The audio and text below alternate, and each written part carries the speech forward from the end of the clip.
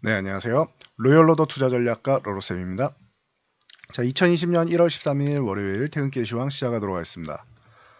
자, 먼저 이제 한한령이 드디어 해제되는 것 아니냐라는 기대감에 오늘 중국 소비 관련주 중심으로 해서 이제 급등이 나왔습니다. 자, 그리고 삼성전자가 6만 원에 드디어 안착을 했습니다. 과거 액면 분할 전 가격으로 하면은 드디어 300만 원을 넘어갔다. 라고 설명드렸죠.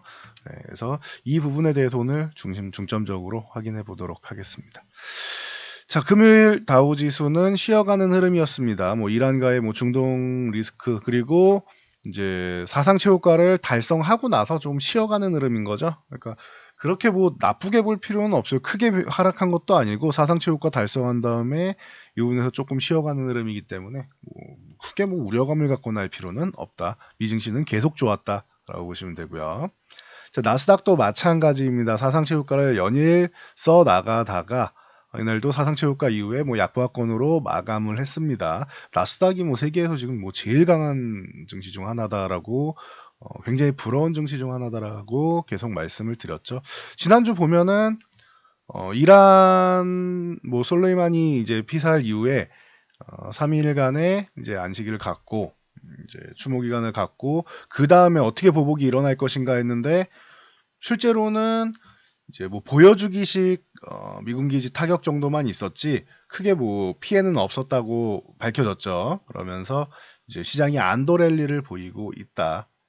그래서 이란 사건도 무사히 넘어갔고 미중 무역 협상도 지금 잘 진행되고 있기 때문에 무난하게 넘어가고 있다라고 보시면 될 것 같습니다. 일단 뭐 현재 진행 사항으로는 주말에 뭐 미국이 이제 이란 이라크 미군 기지 공격에 대해서 뭐 응징을 하는 차원 정도로 보시면 돼요. 무력적인 행사보다는 경제 제재를 하겠다라고 얘기를 했죠. 이 부분을 단행한 것이 나왔습니다. 17개 이란의 이제 대형 철강 제조업체 철강 그리고 구리 알루미늄 뭐 이쪽 제조업체와 생산지 그러니까 광산이죠. 이쪽을 겨냥해서 제재를 가했습니다. 그래서 이 부분은 알고 계시면 되고 추가적으로 이번 무력 충돌이랑 관련된 13가지 보복 시나리오를 발표했던 이제 뭐 알리 삼커니 이란 최고 국가안보부의 사무총장이죠. 그래서 뭐 이 양반을 비롯해서 8명에 대한 고위 인사 이 양반들에 대해서 이제 제재를 하겠다라고 발표를 했습니다. 그래서 요 정도까지 알고 계시면 돼요. 추가적으로 고위 인사들과 철강, 뭐 강산 뭐 이쪽으로 제재를 하는구나 알고 계시면 됩니다. 그리고 뭐 이 부분으로 해서 이제 무력 시위를 안 한다라는 거, 무력 충돌을 하지 않는다라는 부분에서 여러분들이 알고 계시면 되고 양국이 원하는 건 이제 협상 테이블에 올라오는 거죠. 그래서 이란은 경제 제재를 조금 풀어달라라는 개념이고 미국은 뭐 다시 한번 뭐 핵 합의부터 시작해서 이란이 조금 더 온순하게 굴어야지 우리가 너네를 봐줄 수 있다라는 입장이죠. 이거는 추후에 좀 지켜봐야 될 것 같습니다. 대화로 풀어나갈 가능성이 있다라고 언급을 드렸었는데 그런 시나리오로 흘러가고 있습니다. 무력 충돌보다는 서로 협상 테이블에 앉을 가능성이 높아지고 있지요. 자, 그리고 중국 관련해서는 이제 류어 부총리가 오늘 이제 미국 워싱턴으로 출발을 해서 대표단을 이끌고 갑니다. 그래서 15일 드디어 10월부터 계속 미뤄오던 서명식을 갖는다고 합니다. 그러니까 그동안 계속 미뤄지면서 불확실성도 커지고 했었는데 이 부분에 대해서는 좀 더 확신을 가지셔도 되겠죠. 그래서 이 부분에 대해서 이제 1단계 이후에 2단계는 어떻게 진행되느냐 뭐 말하는 사람들마다 약간씩 차이는 있는데 전체적으로 이제 종합된 걸 보면 이제 커들로 미국 국가경제위원회 위원장이 이렇게 발언을 합니다. 미중무역협상 2단계 진행은 1단계 서명을 한 다음에 이 부분이 얼만큼 잘 시행되는지 미국 농산물 얼만큼 이제 잘 사주는지 이걸 본다라는 거죠. 그래서 1단계 시행 여부를 보고 진행하겠다. 일단 양국의 대립이 뭐 최소 수준에 머무르면은 그때 2단계 진행이 용이하게 된다라고 주장을 하고 있죠. 그리고 트럼프 대통령 같은 경우는 새로운 합의 타결을 서두르지 않고 있다라고 얘기하고 있습니다. 왜냐하면 1단계 합의를 했어도 사실 미국이 중국한테 약간의 관세를 밀어준 정도, 뭐 인심 쓴 정도지 아직도 관세는 부과되고 있단 말이에요. 그럼 급한 거는 중국 아니겠느냐라는 입장을 보이고 있어요. 우리는 세금을 거두면 된다, 관세를 거두면 된다라는 입장을 보여주고 있는 거죠. 본인들이 좀 여유가 있다, 유리하다라는 것을 이제 보여주고 있는 것입니다. 미국에서는 참고하시고요.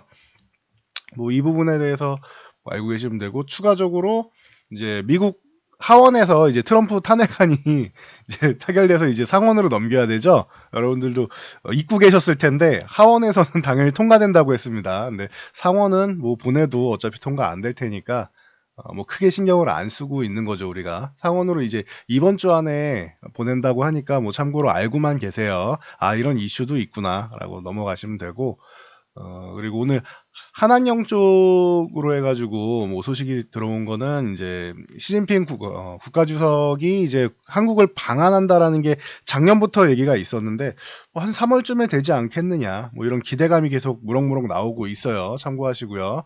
그리고 중국 선양건강식품 보조식품 제조회사인 이제 이웅탕 임직원이 5,000명이 인센티브 단체 관광을 한국으로 갔다고 합니다. 그러면서 이제 한안령이 제대로 해제되는 것이냐, 해제에 대한 이제 기대감이 솔솔 나오고 있습니다. 그래서 오늘 중국 소비 관련주, 뭐 관련 뭐 엔터주 뭐 등등 해서 다 좋은 모습을 보였죠. 그래서 요건 참고로 알고 가시면 될 것 같습니다. 그래서 우리나라 시장 어떻게 됐나 보니까 드디어 이제 코스피도 이제 저항권에 들어왔어요. 2221, 2230. 작년 내내 요 구간을 못 넘어갔었는데 보시면 작년에도 이 구간을 돌파하는 듯 하다가 돌파 못했고, 돌파하는 듯 하다가 돌파를 못했던 구간이죠. 그래서 다시 한번 두들기고 있습니다. 2020년에 넘어갈 것인가? 저는 충분히 가능하다고 봐요. 추가로 돌파를 해서 가는 것도 가능하고, 이번에 만약에 한번 저항을 받더라도 뭐 짧은 조정 후에 결론적으로 이번엔 돌파할 가능성이 높다라고 보고 있습니다. 그러니까 여러분도 뭐 참고하시면 되고요. 한 번에 돌파 못했다고 그렇다고 뭐 실망하실 필요는 없다, 이걸 말씀드리는 겁니다. 삼성전자도 계속 말씀드렸죠. 저항을 받더라도 57,000원 돌파될 구간이고, 57,000원 돌파되면은 사상 최고가 달성되고 6만원 갈 겁니다. 그리고 6만원에 그치면 6만원도 넘어갑니다. 근데 이제 여러분들이 추가적으로 수익 낼 자리가 아주 크진 않기 때문에 삼성전자를 추격 매수는 할 게 아니다라고 말씀을 드렸었죠. 그러니까 요 개념을 잘 알고 계시면 돼요. 바로 돌파는 못 하더라도 돌파가 될 것이고, 바로 돌파하면 좋은 거고요. 요 정도로 받아들이시면 돼요.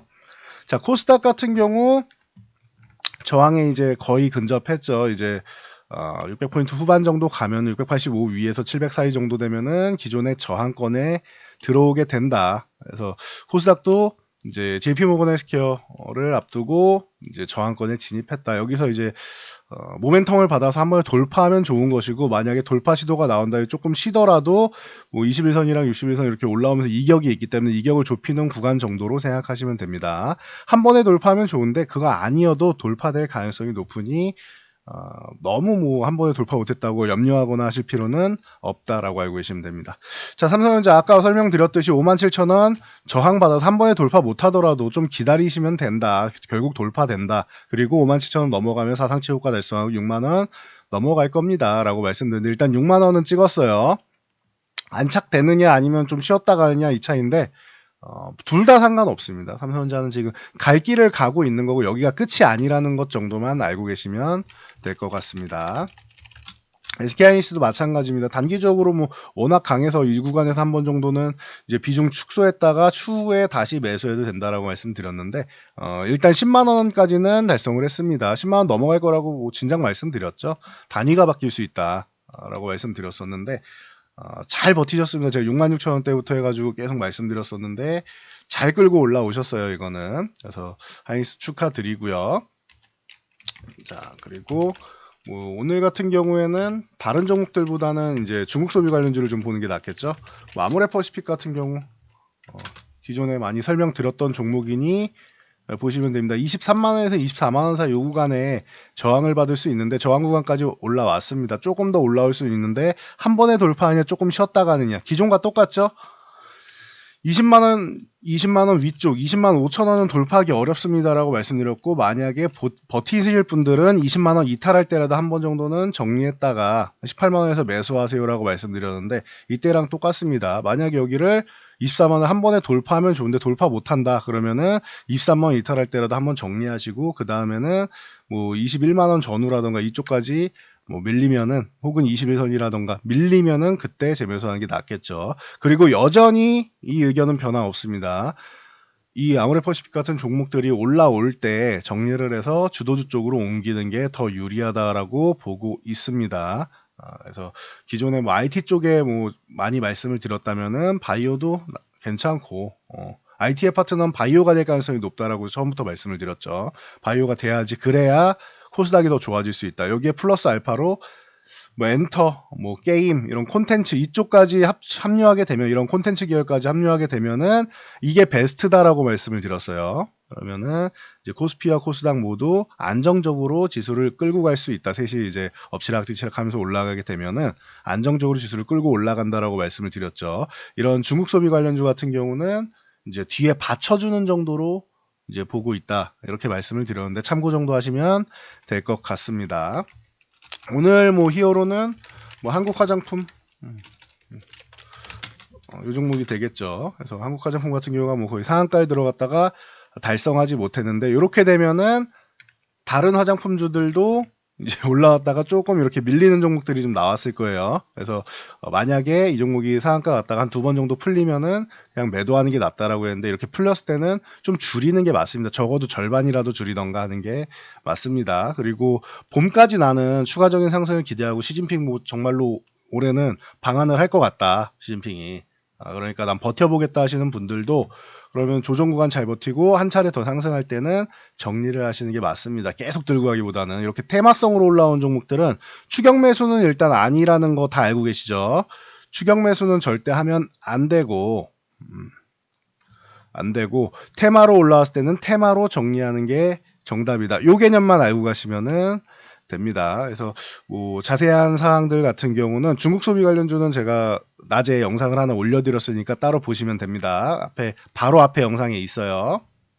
그래서 확인하시면 되고 셀트리온 뭐 삼성바이오로직스 같은 경우는 이제 뭐 메인홀에서 이제 JP모건 스퀘어 메인홀에 이제 등장하게 되죠. 18만 원 회복되는 거 뭐 어렵지 않습니다라고 했는데 18만 원 벌써 다 왔어요. 회복되고 그 다음에 20만 원까지만 넘어가면 셀트리온도 뭐 강세 구간에 들어간다. 보시면 되고 수급이 좀 약한 거는 삼성 바이오로직스 그동안 워낙 힘들었었기 때문에 이쪽에 수급이 좀 몰려서 그렇다라고 말씀드렸죠. 그래서 44만 원을 바로 넘어가느냐 아니면은 좀 쉬었다 넘어가느냐 뭐 요 차이라고 했는데 일단은 44만 원 걸쳐는 놨습니다. 21선이랑 뭐 이격이 살짝 있는데 여기서 위쪽에서 버티면은 강한 거고 만약에 조금 밀렸다가 뭐 한 41만 원, 2만 원 정도까지 내려왔다 올라가 다시 돌파 시도가 나오더라도 실망하실 필요는 없다라는 거 알고 계시면 될 것 같아요. 오늘 거래량이 조금 더 붙고 내일 한 차례 더 상승이 나오면 좋은데 일단은 뭐 오늘은 이제 반반이라고 보시면 될 것 같아요. 일단 기대감은 만들어 놓고 있습니다. 참고하시고요.